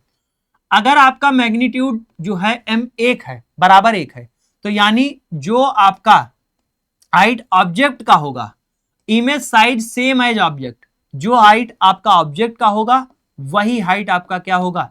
इमेज का होगा, सेम होगा, ठीक। इतनी बात आपको समझ में आई। अब बात आती है किसकी? अगर ये दोनों का साइज क्या होगा? सेम होगा, ठीक है, ये दोनों का साइज क्या होगा? सेम होगा। अगर m बराबर 1 है, m बराबर 1 है, इसका मतलब क्या है? हाइट ऑफ ऑब्जेक्ट और हाइट ऑफ जो है इमेज, दोनों की क्या होगी? सेम होगी। m अगर बड़ा है, m अगर बड़ा है 1 से, अगर m बड़ा है 1 से, तो इसका मतलब क्या कह सकते हो? m बड़ा कब 1 से होगा? नीचे वाली संख्या छोटी होगी, ऊपर वाली क्या होगी? बड़ी होगी, तो तब बड़ा होगा। यानी आप ये कह सकते हो कि ऑब्जेक्ट से, ये जो ऑब्जेक्ट है इससे बड़ी होगी इमेज, ऑब्जेक्ट से बड़ी क्या होगी? इमेज होगी। ये 3 चीज बस आपको याद रखनी है, आपका काम हो जाएगा, ठीक है। इतनी बात आपको समझ में आ गई। एडिशनल अगर बात चाहो तो आप समझ सकते हो कि अगर m 0 से बड़ा है, क्या लिखा हुआ है? m अगर 0 से बड़ा है, ठीक है, तो आपकी जो इमेज है वो वर्चुअल होगी, इरेक्ट होगी। वर्चुअल का मतलब क्या है? वर्चुअल होगी और उसके साथ साथ आपकी इरेक्ट होगी, यानी सीधी होगी। जैसा जो है ये इमेज आप देख रहे होगी, ये वर्चुअल है और उसके साथ साथ में इरेक्ट है, यानी सीधी है, ठीक है। उसके बाद में अगर 0 से छोटा है, m क्या है? 0 से छोटा है, तो आपका रियल और इन्वर्टेड इमेज बनेगा। रियल भी है और इन्वर्टेड है, यानी उल्टा है। ऑब्जेक्ट ये रखा था, इमेज ये बनी है, रियल भी है और इन्वर्टेड है, ठीक है। इतनी बात अगर आपको समझ में आ गई है तो यहां से आप आंसर आसानी से निकाल सकते हो। लिखा है positive magnification means, positive magnification means आगे क्या लिखा हुआ है? Image is real and inverted. देखो भाई, पॉजिटिव का मतलब क्या था? पॉजिटिव का मतलब क्या है? पॉजिटिव मैग्निफिकेशन का मतलब क्या है? पॉजिटिव मैग्निफिकेशन का मतलब है वर्चुअल और इरेक्ट इमेज होनी चाहिए। तो वर्चुअल और इरेक्ट होनी चाहिए, यहां पर रियल और इन्वर्टेड कह रहा है, तो ए ऑप्शन भी क्या हो जाएगा, गलत हो जाएगा। आगे देखो, आगे लिख रहा है कि निगेटिव, निगेटिव हमसे कह रहा है तो जीरो से लेस है, जीरो से लेस क्या होगा, निगेटिव होगा। और निगेटिव में आप जान रहे हो लिखा है image is virtual and erect, image virtual होगी, नहीं मेरे भाई इमेज रियल होगी और इन्वर्टेड होगी। तो यहां से मेरे भाई ये भी बात क्या लिखी हुई है, गलत लिखी हुई है। अब लिखा है एम जो है मैग्निफिकेशन है, जो मॉड है ये आपका एक से कम है, तो the image formed is diminished, देखो एकदम सही बात लिखी हुई है, एकदम सही बात लिखी हुई है। सी ऑप्शन आपका क्या हो जाएगा, राइट हो जाएगा। देखो एम आपका क्या है, ये देखो एम का है एक से कम है, एम क्या है, एक से आपका क्या है, कम है, एक से कम है तो लिखा है diminished image smaller than object. तो आप देख सकते हो diminished image, image formed is diminished, तो यहां से आपका सी ऑप्शन क्या हो जाएगा, राइट हो जाएगा। आगे चलते हैं क्वेश्चन की ओर। ऐसे क्वेश्चन आपके पूछे गए हैं, पूछे जाते हैं, मैं अपनी तरफ से कुछ भी नहीं बता रहा हूं। डायलिसिस टेक्नीशियन का ये 30/4/2025 का शिफ्ट 2 का ये जो है क्वेश्चन है, अपनी तरफ से नहीं बता रहा हूं। 10 नंबर का आता है, 10 नंबर का आता है। आपकी इच्छा है कि अगर 15, 20, 25 क्लासेस में आपका ये कंप्लीट हो जाए और 5-8 नंबर बन जाए आपके, तो मजा आ जाएगी। मैं ये नहीं कहता हूं कि अगर ऐसे क्वेश्चन आपको कठिन लगे तो इस क्वेश्चन को छोड़ देना, इस क्वेश्चन को छोड़ देना, ना कि साइंस की क्लास को छोड़ देना। मैं उस तरीके का नहीं हूं जो बताऊं नहीं नहीं पूरा देख के जाओ वरना दिक्कत होगी, नहीं भाई। ये टॉपिक अगर आपको ये क्वेश्चन नहीं समझ में आ रहा है, छोड़ सकते हो, इस क्वेश्चन को छोड़ सकते हो, ना कि आप पूरी साइंस को छोड़ दोगे। साइंस को छोड़ोगे फंस जाओगे, क्योंकि कुछ क्वेश्चन ऐसे आते हैं जिनको आप बेसिक रट सकते हो, याद रख सकते हो, जिनसे आपके क्वेश्चन बन जाएंगे। तो क्या है, जीरो अच्छा है कि 2, 4, 5 नंबर अच्छे हैं? तो जीरो से कई लाख गुना बेहतर है 2, 4, 5 नंबर। ठीक है, देखिए विच of the following is correctly matched, हमसे यहां पर पूछ रहे हैं, मिलान करना है और करेक्टली मिलान किया गया है ए सेक्सुअल रिप्रोडक्शन का। यहां पर कुछ ए सेक्सुअल रिप्रोडक्शन के एग्जाम्पल दिए गए हैं और उनके क्या है आगे एग्जाम्पल दिए गए। जैसे लिखा है बाइनरी फिजन कौन करता है, हाइड्रा करता है। बडिंग लिखा है अमीबा करता है। वेजिटेटिव प्रोपगेशन आपका सुगरकेन करता है। और स्पोर फॉर्मेशन आपका क्या है, ब्रायोफिल्म करता है। तो यहां पर करेक्टली मैच पूछा है, 3 गलत है 1 सही है। आगे देखो, आओ डायग्राम से समझ लेते हैं, जीवन भर के लिए याद हो जाएगा, रट जाएगा। गन्ना देखा है आपने, गन्ने में आपने देखा होगा गन्ने को जब बोया जाता है तो कटिंग की जाती है काट काट कर। ऐसे देखो ये इसको काट कर बोया जाता है और यहां से नया गन्ना निकलता है। ठीक, तो इस फॉर्मेट को क्या बोलते हैं, इस फॉर्मेट को बोला जाता है वेजिटेटिव प्रोपेगेशन। क्या बोलते हैं, वेजिटेटिव प्रोपेगेशन इसको बोला जाता है। ठीक, इस गन्ने से ये गन्ना आपका बन गया। ब्रायोफिल्म की जो ये लीफ है, ये जो आप लीफ है, अगर इसको आप दूसरी जगह लगा दोगे तो ब्रायोफिल्म का नया पौधा बन जाएगा। तो इसको बोला जाता है वेजिटेटिव प्रोपेगेशन। तो इसका एग्जाम्पल कौन हो गया, इसका एग्जाम्पल आपका सुगर केन हो गया। इसका एग्जाम्पल वेजिटेटिव प्रोपेगेशन का कौन सा हो गया, ब्रायोफिल्म हो गया। फिर बात आती है बाइनरी फिजन। बाइनरी फिजन का हिंदी मतलब होता है द्विखंडन। द्विखंडन यानी एक कोशिका है, उसको अगर आप काटोगे तो 2 छोटी छोटी कोशिकाओं में बदल जाएगी। ठीक, तो ये आप देख सकते हो एक सेल है, ये क्या हो गई, बाइनरी फिजन हुआ, आधी आधी में क्या हो गई, बढ़ गई। 1 सेल डिवाइड इनटू 2, अगर एक कोशिका 2 कोशिका में डिवाइड हो जाती है, इसको बोलते हैं बाइनरी फिजन। और बाइनरी फिजन का जो एग्जांपल है वो आपका एमीबा होता है और पैरामीशियम होता है। कौन है, एमीबा और पैरामीशियम। वेजिटेटिव प्रोपेगेशन का जो एग्जांपल है वो आपका सुगर केन होता है। ठीक, यहां से समझ में बात आई। बात आती है बडिंग की। बडिंग को हिंदी में क्या बोलते हैं, मुकुलन बोलते हैं। क्या बोलते हैं, मुकुलन। जैसे आपने देखा है, क्या देखा है कि ये आपका क्या है, हाइड्रा। ये क्या है, हाइड्रा है। हाइड्रा में ऐसे बड निकलेंगे, यही बड जो है एक नए हाइड्रा को क्या कर देंगे, जन्म दे देंगे। और इसी प्रोसेस को, इसी चीज को क्या बोलते हैं, बडिंग बोलते हैं, मुकुलन बोला जाता है। ठीक है, तो हाइड्रा जो रिप्रोड्यूस करते हैं वो कैसे करते हैं, बाय द बडिंग करते हैं। ठीक है, अब लिखा है स्पोर फॉर्मेशन। स्पोर फॉर्मेशन आप जानते हो, जैसे स्पोरेंजियम हो गया, यानी जो फंजाई है। ठीक है, जो फंजाई है वो क्या करती है, अपने स्पोर जो है छोड़ देती है और यही स्पोर गिरते हैं, इनसे नया क्या होता है, पौधा बन जाता है। ठीक है, ये किस में पाया जाता है, ये आपका फंजाई में पाया जाता है, राइजोपस स्पोर फॉर्मेशन करते हैं। तो आ जाओ पीछे, आप देख लो आकर, लिखा है वेजिटेटिव प्रोपेगेशन कौन करता है, वेजिटेटिव प्रोपेगेशन आपका सुगर केन करता है। ठीक है, सी ऑप्शन आपका क्या हो जाएगा, राइट हो जाएगा। क्वेश्चन है विच of the following is not, इनमें से कौन नहीं है simple permanent tissue.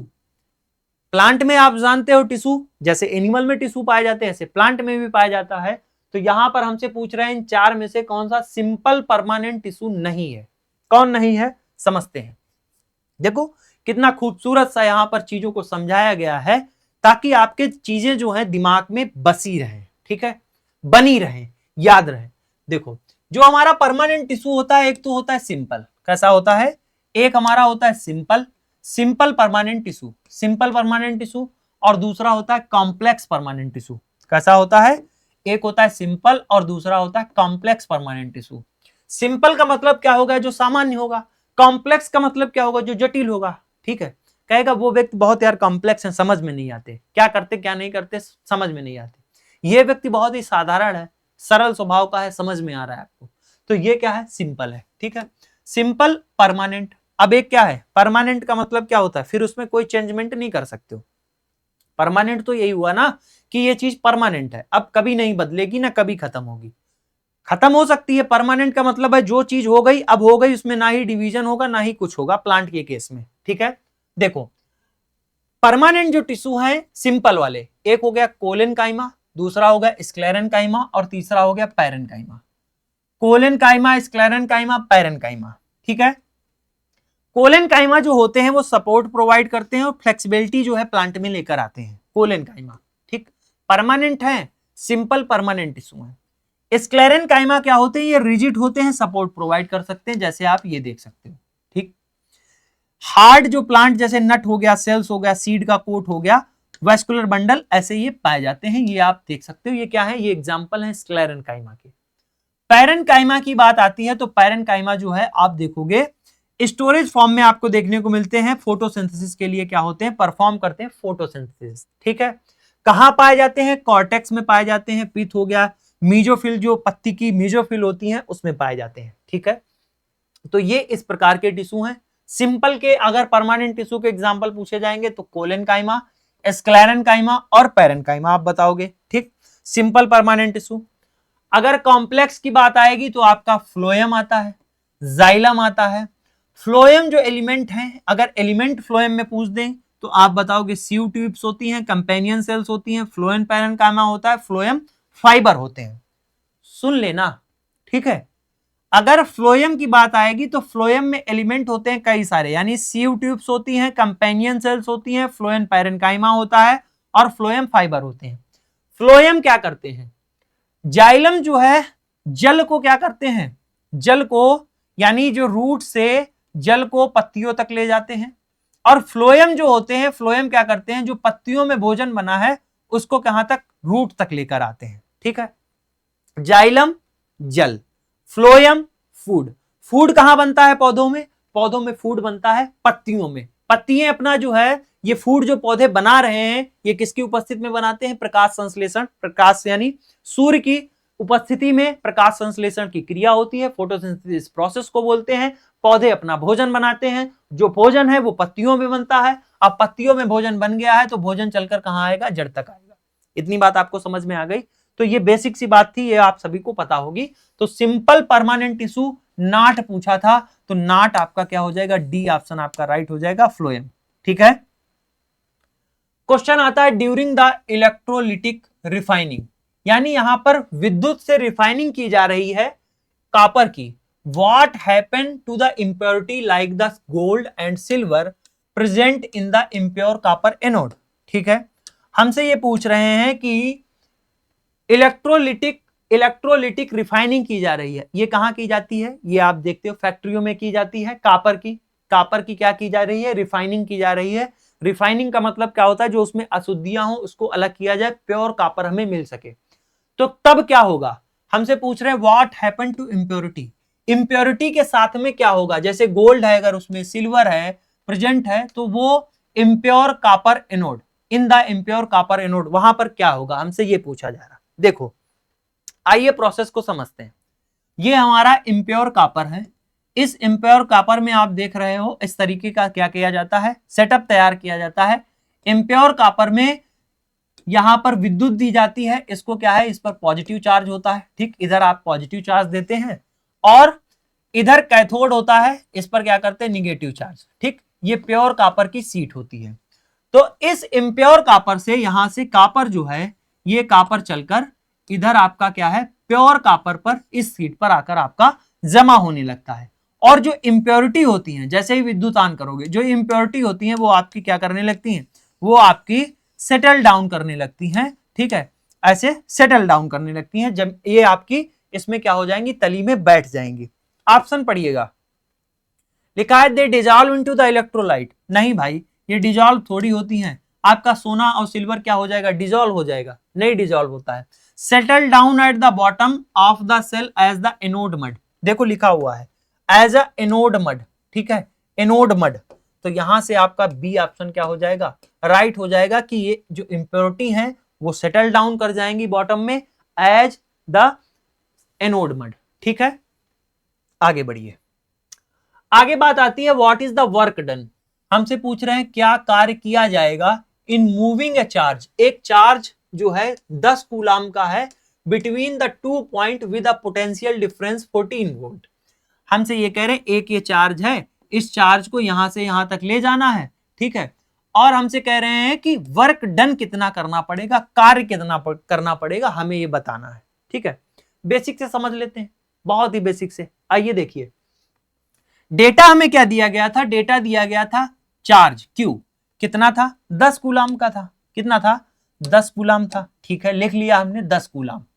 Potential difference कितना था V बराबर 14 वोल्ट। पोटेंशियल डिफरेंस कितना था V बराबर 14 वोल्ट। इतनी बात आपको समझ में आई। ये तो हमें डेटा जो क्वेश्चन आप देखोगे ये डेटा आपको दिया रहेगा, इतना आप लिख लोगे।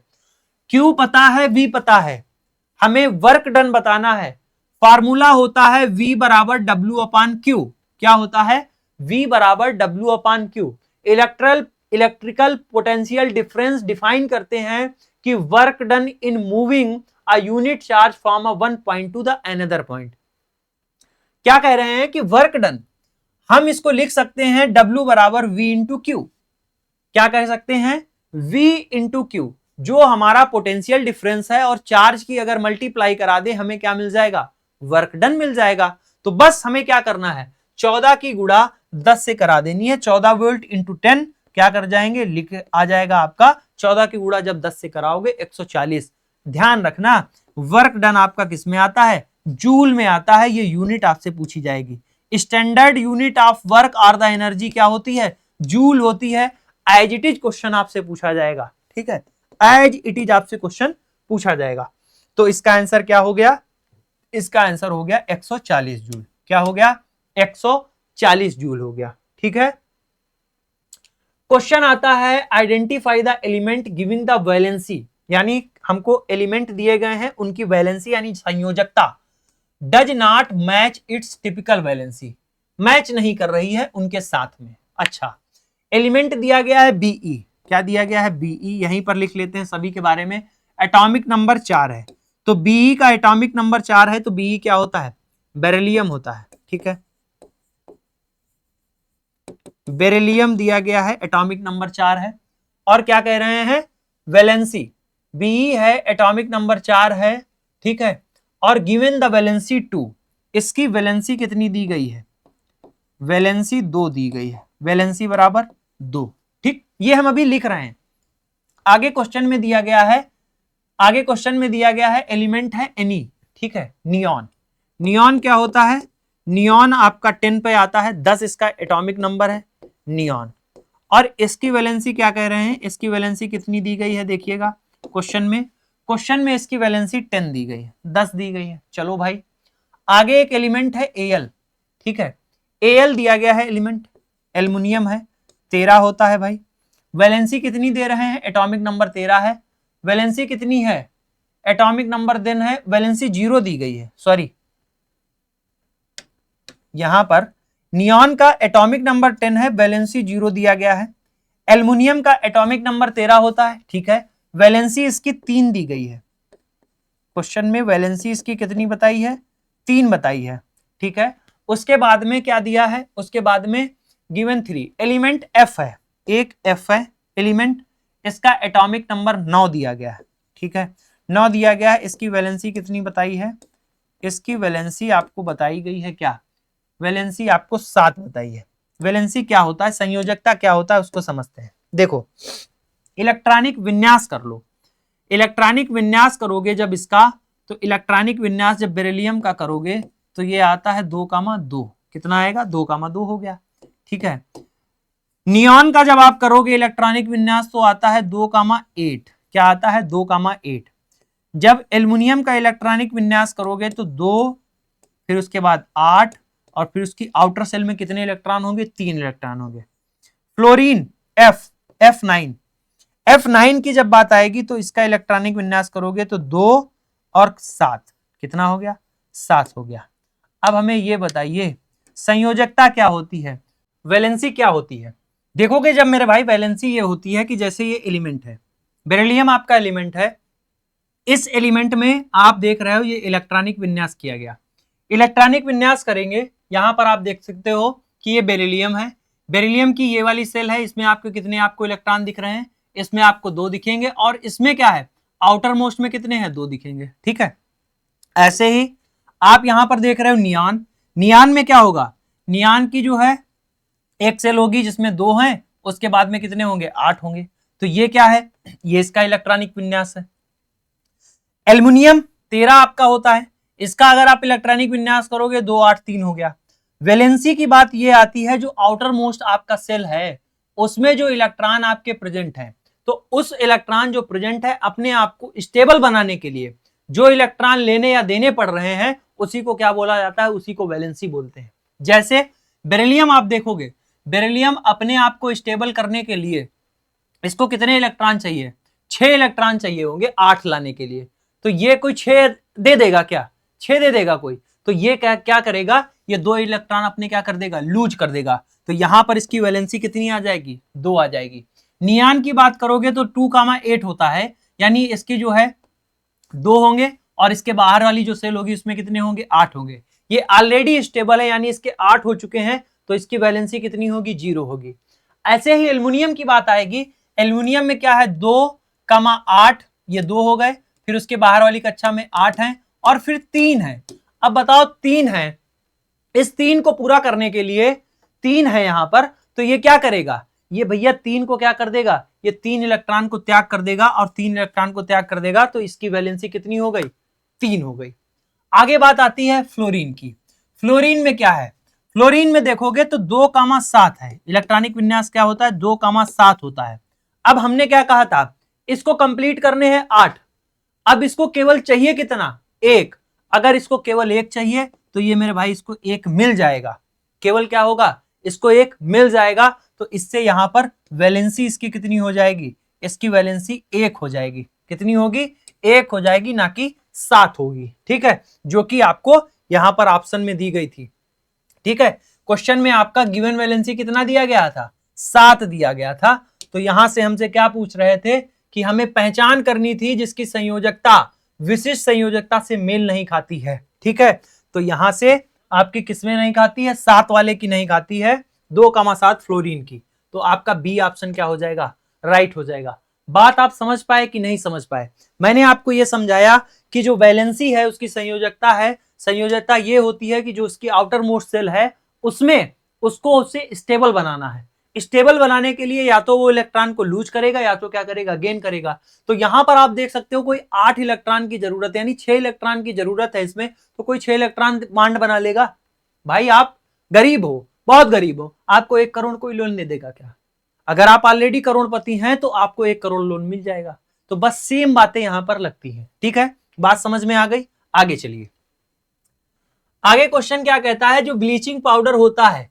Bleaching powder is a white solid strong chlorine smell, इसमें आपकी स्ट्रॉन्ग क्लोरीन स्मेल आती है, जिसका कॉमनली जिसको यूज किया जाता है किसमें, ठीक है, सभी लोग जानते हैं कि ब्लीचिंग पाउडर का प्रयोग हम लोग करते हैं वाटर को सॉफ्ट करने में, और ब्लीचिंग जो आप ये भी देखते होंगे कि उसका कलर उड़ाना है तो ब्लीच कराते हैं, ठीक है, तो डिसइंफेक्टिंग वाटर के लिए और ब्लीचिंग फैब्रिक्स के लिए, जो आपका कपड़ा है, जो आपका फाइबर फैब्रिक्स है उसका कलर उड़ाने के लिए, तो ए ऑप्शन आपका क्या हो जाएगा, राइट हो जाएगा। आप देखते हो अगर आप जो है सिटी या शहर में रहते होंगे, आप चाहे जो है नगर निगम में रहते हो, नगर पालिका में होंगे, तो जो वहां पावर पानी की आपकी सप्लाई आती है उसमें आप देखते हो बहुत क्लोरीन जैसी महक आती है, वो उसमें ब्लीचिंग पाउडर डालते हैं जो क्या होता है इसमें आपको स्ट्रॉन्ग क्लोरीन की स्मेल आती है। ठीक है, तो ये होता है आपका।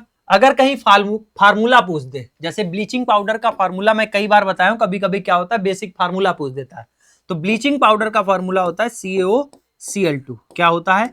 CaOCl2 होता है। ठीक है, तो यहां पर देख सकते हो जो CaCl2 है प्लस आपका Cl2, CaOCl2 बनता है। वाटर जब इसमें मिलता है तो यहां पर स्ट्रॉन्ग जो है आपकी स्मेल आती है। ठीक है, यहां पर आपकी क्या होती है? स्ट्रॉन्ग स्मेल आती है। इसका प्रयोग हार्मफुल बैक्टीरिया को मारने के लिए करते हैं, वाटर को जो है आपका डिसइंफेक्टेंट के लिए करते हैं, और फैब्रिक्स का जो है ब्लीच करने के लिए करते हैं। जैसे कोई कलर है उस कलर को उड़ाने के लिए व्हाइट कर देगा। ठीक है, आगे देखिएगा, आगे हमारा क्वेश्चन दिया गया है विच of the following sexual maturation change occur in the female. Female में हमसे पूछ रहे हैं कौन से सेक्सुअल मैच्योरेशन चेंजमेंट हो जाते हैं। ठीक है, विच of the following sexual maturation changes occur in the female, कौन से होते हैं? नैरोइंग हिप, हिप क्या होती है? उनकी नैरो हो जाती है। महिलाओं में निम्नलिखित में से कौन सा यौन परिपक्वता परिवर्तन होता है, यानी प्यूबर्टी जब आती है तो कौन से चेंजमेंट आपको देखने को मिलते हैं फीमेल में? लिखा है the breast began to grow, skin decreases oil production, stop the menstruation menstrual cycle. अब मेंस्ट्रुअल साइकिल स्टार्ट होती है, मेंस्ट्रुअल साइकिल तो जो है स्टॉप कह रहे हैं, वहां तो शुरू होती है, गलत हो गया। Skin decreases oil production, skin क्या होती है? उसकी ऑयल का प्रोडक्शन करना डिक्रीज कर देती है, ये इससे जो है कोई रिलेशन नहीं है। लिखा है the breast began to grow और नरिंग ऑफ हिप, यानी हिप क्या होती है? उसकी कमर क्या पतली हो जाती है? जी नहीं, यहां तो वाइड होती है, ये भी गलत है। बी ऑप्शन राइट हो जाएगा कि ब्रेस्ट का डेवलपमेंट शुरू हो जाता है। ठीक है, तो ये क्वेश्चन आपका हेल्थ एंड मलेरिया इंस्पेक्टर में पूछा गया। ऐसे मैंने आपको कई सारे एग्जाम के क्वेश्चन यहां पर लगाकर दिखाए हैं, तो वो पूछे गए क्वेश्चन है। आइए इसकी कुछ थ्योरी पढ़ते हैं कि अदर जो सेकेंडरी सेक्सुअल कैरेक्टर है, देखो sexual maturation in the female commonly known as, इसको क्या बोलते हैं? प्यूबर्टी बोलते हैं। Is driven by a series of hormonal changes, body में क्या होते हैं? कई सारे हार्मोनल चेंजेस हैं, जैसे आपका एस्ट्रोजन इंक्रीज हो जाता है और प्रोजेस्टेरॉन का इंक्रीज हो जाता है। दीज चेंजेस, ये चेंजेस जो है डेवलपमेंट कर देते हैं सेकेंड सेक्सुअल कैरेक्टर का। ठीक है, सेकेंडरी सेक्सुअल कैरेक्टर का। सेकेंडरी सेक्सुअल कैरेक्टर क्या होते हैं? जैसे जो हिप है वो क्या हो जाएगी? वो आपकी वाइड हो जाएगी, प्यूबिक हेयर की ग्रोथ हो जाएगी। फिर उसके बाद में लिखा है rapid increase in height, height और वेट भी आपका बढ़ा हुआ आ जाए, बढ़ने लगेगा उसका। और ऑनसेट ऑफ मेंस्ट्रुएशन, जो मेंस्ट्रुअल साइकिल है वो भी क्या हो जाएगी? वो भी स्टार्ट हो जाएगी। और उसके साथ साथ में ब्रेस्ट का डेवलपमेंट भी हो जाएगा, तो बढ़ने लगेगा। तो ये यहां पर आप चीजें देख सकते हैं कि ये सारी चीजें क्या है? ये आपका सेक्सुअल मैच्योरेशन में ये आपके फीमेल में चेंजेस देखने को मिलते हैं। ठीक है, तो इतने सारे हमने क्वेश्चन कर लिए हैं। अब मेरे भाई आपको बस एक काम करना है, क्वेश्चन आपको ये क्लास कैसी लगी कमेंट बॉक्स में कमेंट करके बताइएगा। इसकी पीडीएफ हम आपको ये टेलीग्राम देख सकते हो, एजुकेशन मसाला, जिस पर ऑलरेडी जो है 9000 से अधिक स्टूडेंट है। ये क्लास देखो जीएस की हुई और ये उसकी पीडीएफ नीचे आ चुकी है। एक दो दिन बाद हम पीडीएफ देते हैं, क्योंकि इसलिए देते हैं, कभी कभी क्या होता है, कभी कभी क्या है, आपको पीडीएफ रखने का बहुत शौक होता है कि तुरंत मिल जाए डाउनलोड कर लें। पीडीएफ हम देते हैं, सारी की सारी पीडीएफ देते हैं। जितने भी बच्चे हमारे लैब टेक्नीशियन वाले जानते हैं कि सब पीडीएफ हम फ्री ऑफ कॉस्ट प्रोवाइड करते हैं, आराम से उनको डाउनलोड करो। अपने बैच में भी पीडीएफ देते हैं, उनको भी आप डाउनलोड करो, हम देते हैं। ठीक है, पीडीएफ देने में हमें कोई दिक्कत नहीं होती, बस इतना है कि आप पहले क्लास कर लो। अगर हम ये सिर्फ पीडीएफ आपको दे देंगे, ऐसी कई सारी तमाम पीडीएफ आपके पास होंगी, लेकिन आपको समझ में कैसे आएगा? आप उसको एक्सप्लेन, जो उसका एक्सप्लेनेशन है उसको कैसे समझोगे? तो सुनकर देखकर जितना अच्छा आप समझ सकते हो उतना अच्छा आप पीडीएफ से नहीं समझ सकते हो। पीडीएफ रिवीजन के लिए इंपॉर्टेंट है, ना कि आपके क्लास के लिए, ना कि आपको समझने के लिए। अगर आप इतने ही समझदार होते तो आपको इन क्लास की जरूरत ही नहीं होती। तो आप यहां से मेरे भाई ज्वाइन हो जाइएगा, इसको फॉलो कर लीजिएगा टेलीग्राम को, यहां पर आपको पीडीएफ मिल जाएगी क्लास की। क्लास कैसी लगी आपको कमेंट बॉक्स में कमेंट करके बताना है, वीडियो को लाइक कर देना है। ऐसे ही आपके रेगुलर क्लास होती रहे, इसके लिए मोटिवेशन बना रहे। डेली आपकी क्लास होती रहे, साइंस की, मैथ की, रीजनिंग की, जीएस की। ये आपकी क्लासें इस यूट्यूब चैनल पर फ्री ऑफ कॉस्ट चल रही हैं, शानदार तरीके से चल रही हैं, और जिसमें हम लोग सिर्फ और सिर्फ प्रीवियस क्वेश्चन ही डिस्कस कर रहे हैं। ठीक है, तो क्लास, इसको आपकी जिम्मेदारी है, इस क्लास को आपको शेयर करना है, चैनल को सब्सक्राइब करना है। मिलते हैं नेक्स्ट वीडियो में, तब तक के लिए जय हिंद।